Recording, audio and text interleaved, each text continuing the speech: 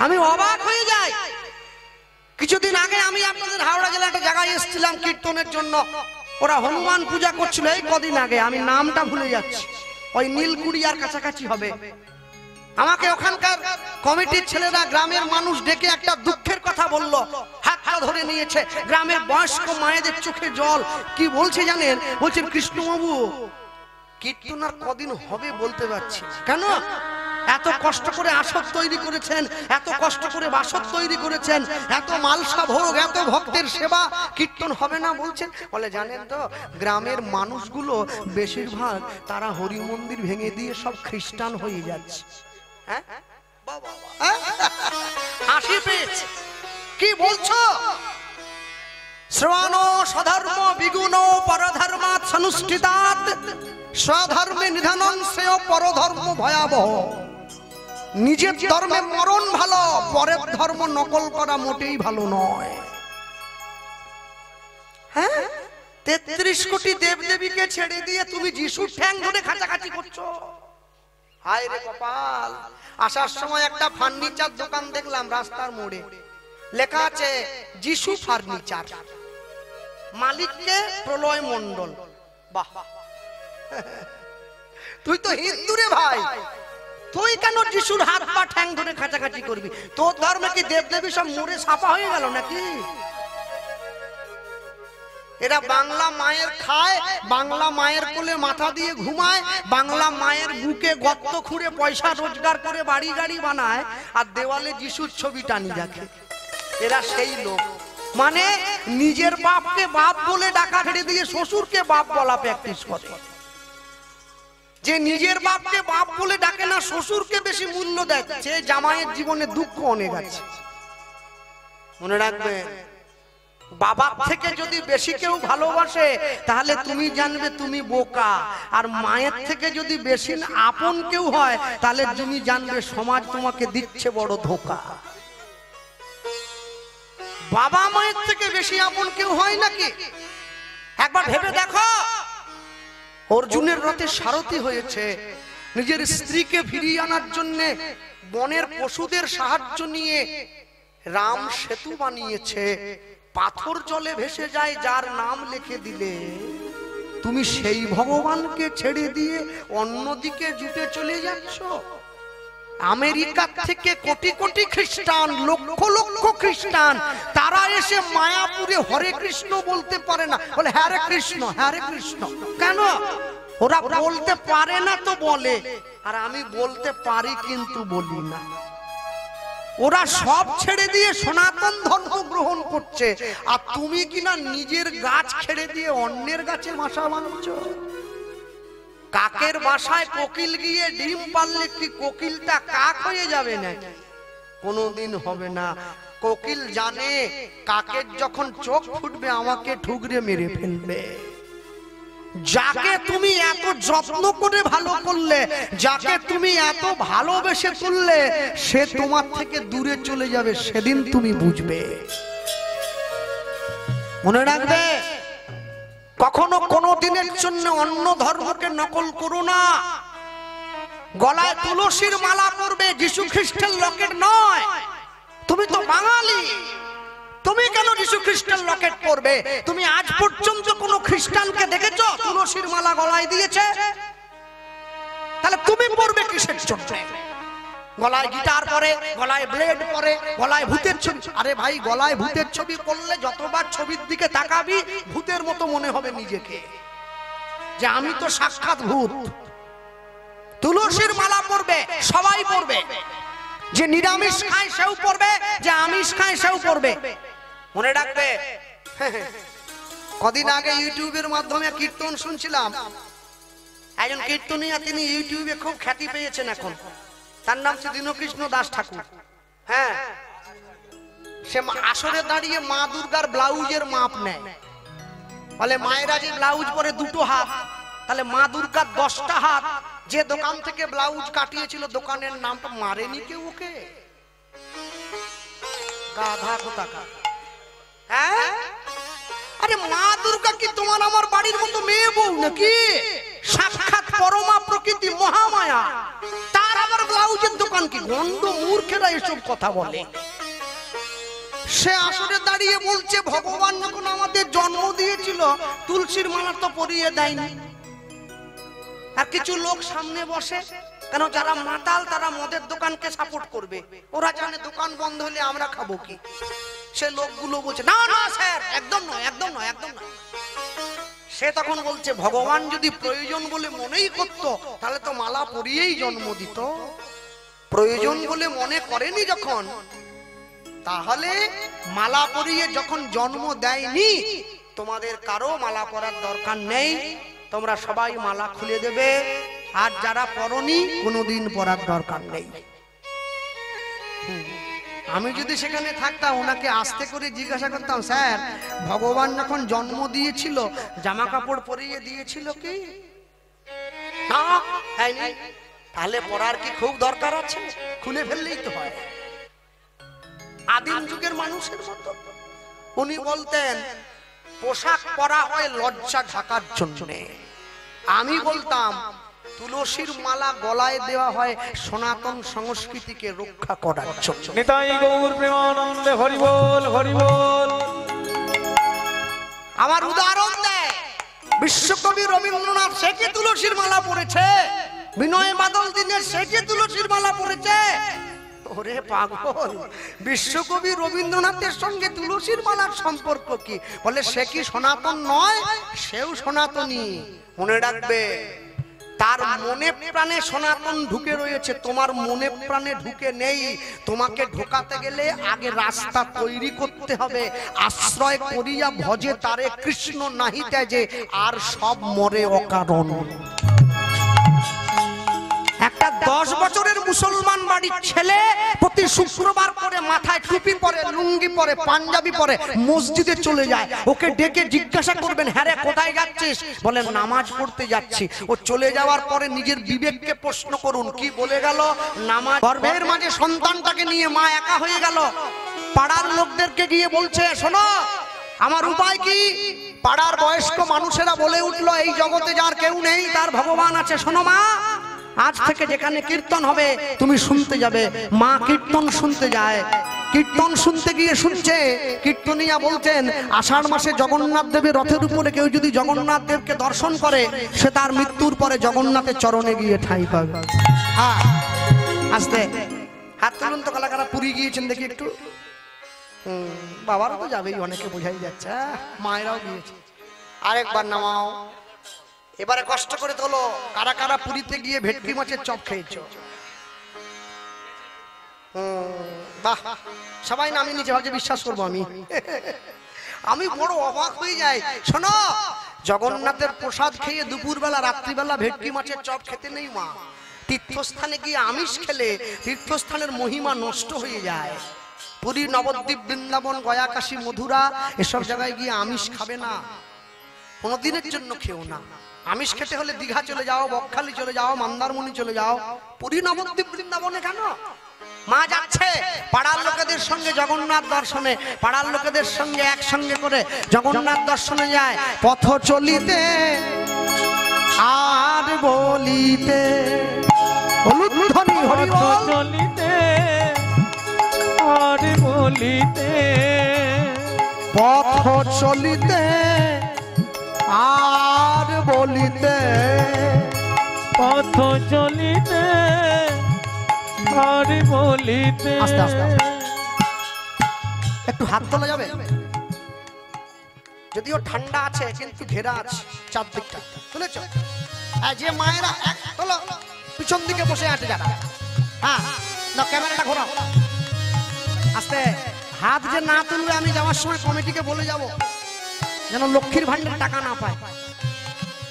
মজা করছে, তালি দাও। পথ চলিতে আর বলিতে, হরি হরি বল, হরি বল। পথ চলিতে আর বলিতে, পথ চলিতে আর বলিতে।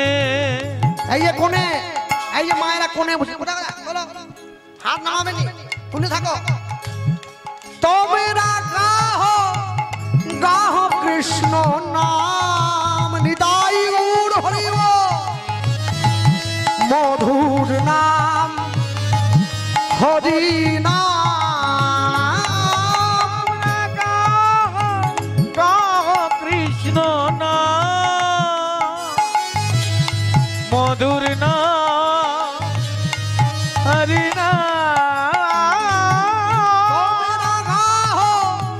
গাহ কৃষ্ণ নাম মধুর নাম হরি নাম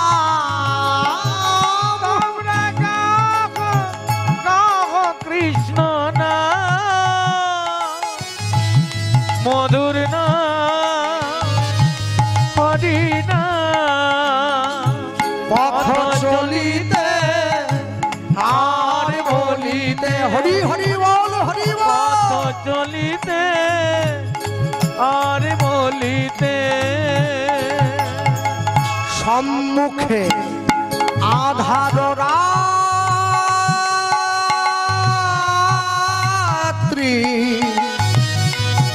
ওগো তুমি যে পথ যাত্রী।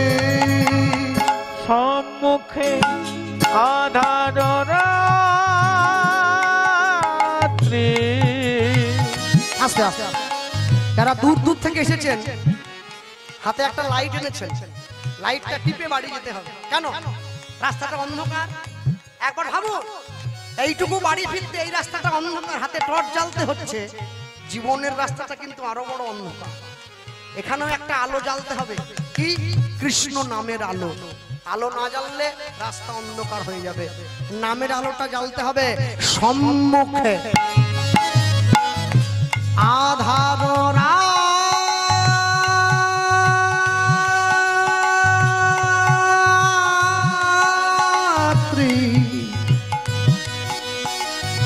তুমি যে পথ যাত্রী।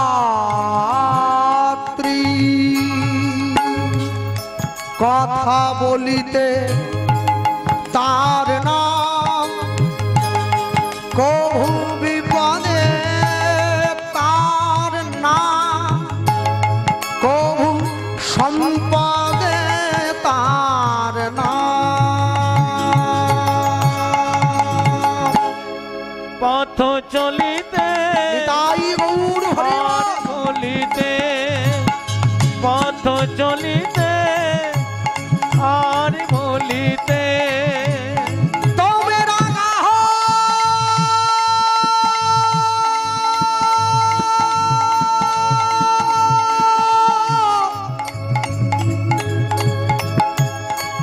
কৃষ্ণ নাম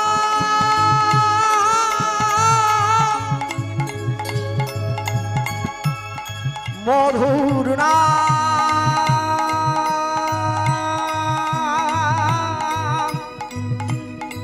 হরি নাম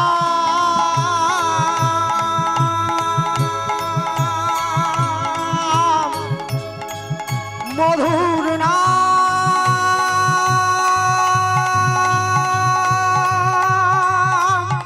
গাহ হরি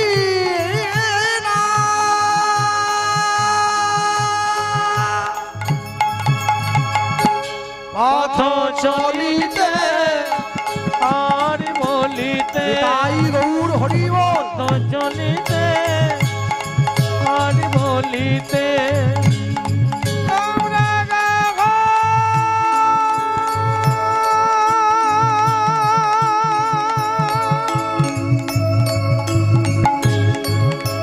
হরি নাম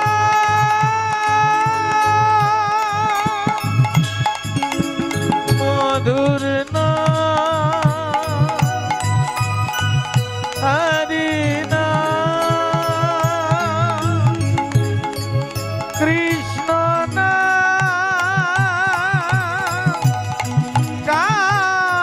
হরি নাম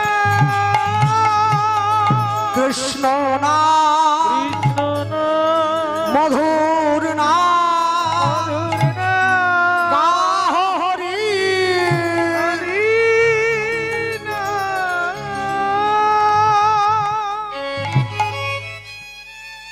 জঙ্গলের মধ্যে দিয়ে চলতে গিয়ে মা শিলাবতী পাথরের ঢিপিতে উঁচুট খেয়ে আছাড় খেয়ে পড়লো মাটিতে, অচৈতন্য হয়ে গেল। সবাই মাকে ফেলে দিয়ে পালিয়ে গেল, চলো ভাই, ওর যদি কিছু হয় বাকি লোকেরা আমাদের ধরবে। সুখের দিনে অনেক বন্ধু পাওয়া যায়, বিপদের দিনে বন্ধু পাওয়া বড় দায়। বিপদের দিনে যে পাশে এসে দাঁড়ায় তাকে প্রকৃত বন্ধু বলে বলা হয়। সবাই যখন মাকে ফেলে দিয়ে পালিয়ে গেল, অনেকক্ষণ পরে মায়ের যখন জ্ঞান ফিরেছে, মা তাকিয়ে দেখছে একটা পুত্র সন্তানের জন্ম দিয়েছে।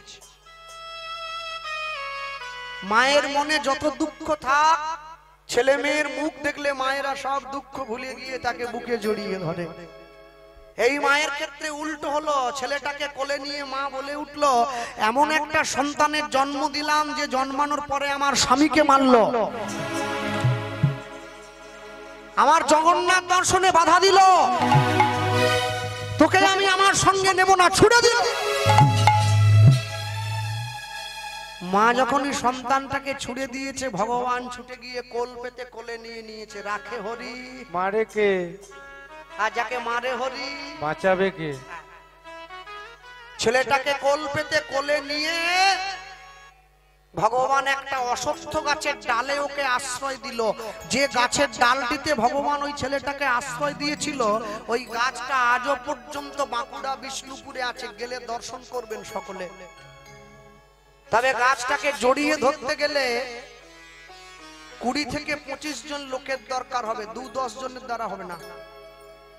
ভগবানের ভক্তকে বাঁচিয়ে গাছটা অমরত্ব প্রাপ্ত হয়েছে।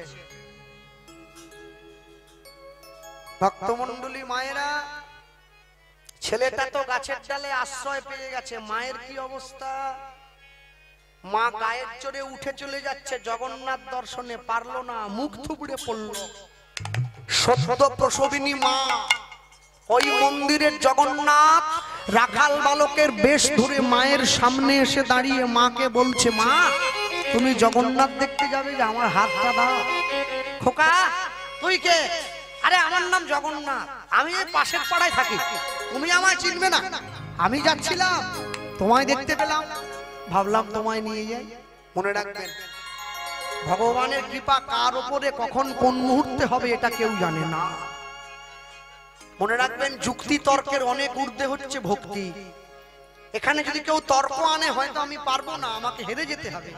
কিন্তু মনে রাখবেন, এমনও ভক্তের ঘর আছে যেখানে ভগবান নিজে হাতে সেবা করে গেছে, তার চিহ্ন পর্যন্ত পড়ে আছে। ভক্তির যুক্তির অনেক ঊর্ধ্বে, ভক্তি দিয়ে ঈশ্বর লাভ করা যায়। কেন? বিশ্বাসে মিলায় বস্তু, তর্কে বহুদূর। স্বয়ং জগন্নাথ মায়ের হাত ধরে জগন্নাথ দেখতে নিয়ে যাচ্ছে, নিয়ে গিয়ে পুরীর রথের সামনে দাঁড় করিয়ে ছেলে তার মাকে দেখাচ্ছে, মা ওই দেখো জগন্নাথ রথের উপরে, কত উঁচু রথ। মা কি করলো? ছেলের হাতটা ছেড়ে দিয়েছে। ছাড়ে কেউ? দেখছে। খোকা, এই খোকা, আর আছে নাকি? আর আছে? কোথায় ছিল? মায়ের হাতে ধরে সেই ছেলে গেল, সেই ছেলে গেল রথের উপরে। নিতাই গৌর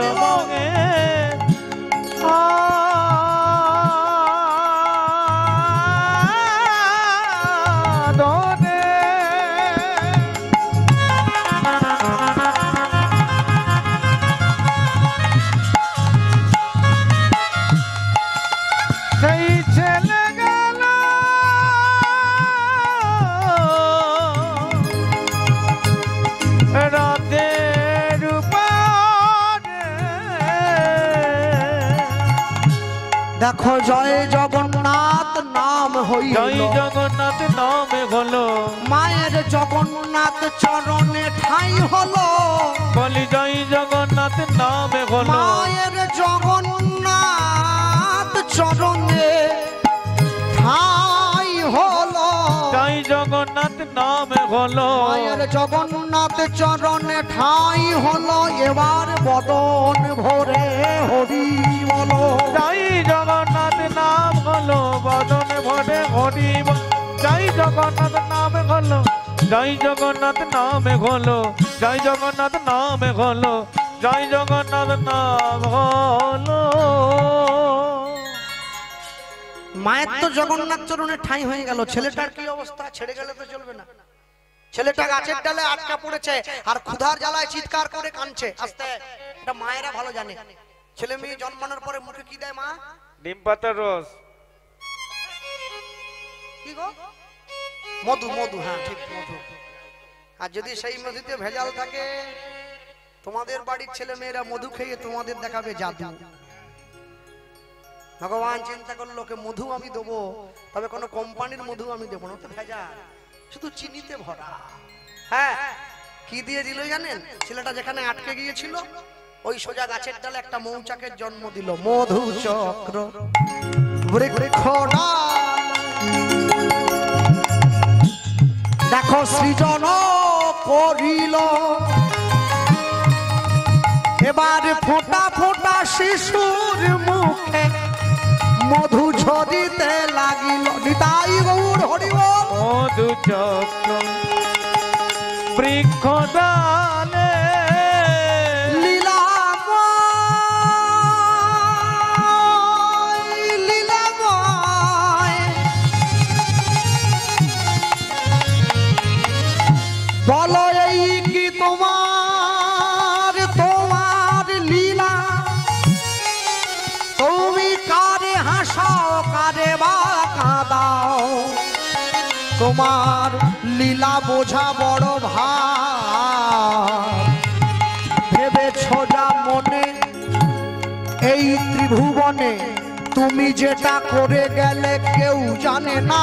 কেউ জানে না। ও মন, তুমি যেটা করে গেলে আসিয়া হেথায়। চিত্রগুপ্ত লিখছে দেখো নিজের খাতায়। নিজের খাতা। এই যে ঘুমাচ্ছে, এই দেখো ওটাও লেখা হবে। তুমি যাহা করে গেলে আসিয়া হেথায়।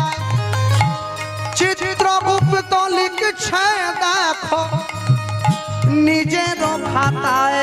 নিজের খাতা। বড় সাবধানে চলো মন হও হুঁশিয়ার। হুঁশিয়ার।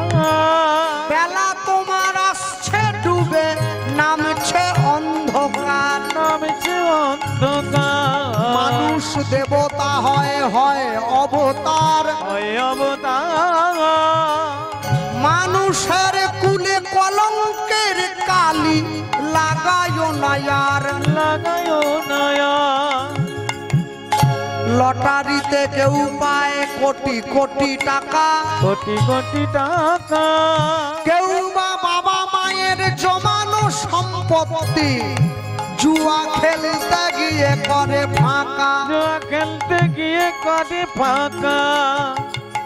এটাই রে তোর ভাগ্যের খেলা, ওই লীলাময়ের লীলার ছল। লীলাময়ের লীলার ছল। কারো জীবন আনন্দে কাটে, কারো দুই নয়নে জল। আর দুই নয়নে জল। মধু চক্র বৃক্ষ ডালে,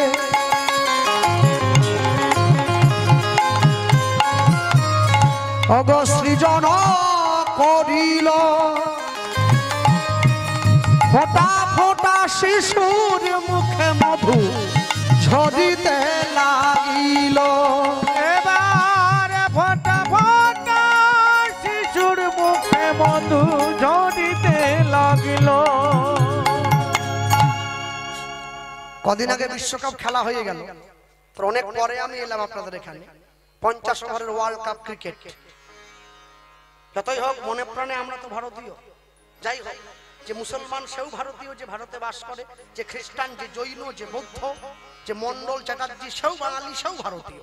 কিন্তু মনে রাখবেন, আমরা অতি আনন্দের সঙ্গে ছিলাম যে আমাদের দেশ এবছর কাপটা ঘরেই রেখে দেবে, তাই নয় কি? সব বাবা মাই চায় আমার ছেলেটা কলেজে ফার্স্ট হয়ে বাড়ি আসুক। যার কলেজ সেও চায় যে আমার ছেলেটা ফার্স্ট হোক। কিন্তু পড়াশোনা করতে গেলে যেমন কম্পিটিশন থাকবে, গান বাজনায় কম্পিটিশন থাকবে, খেলাধুলাতেও কম্পিটিশন থাকবে। আস্তে কথা বলবেন না।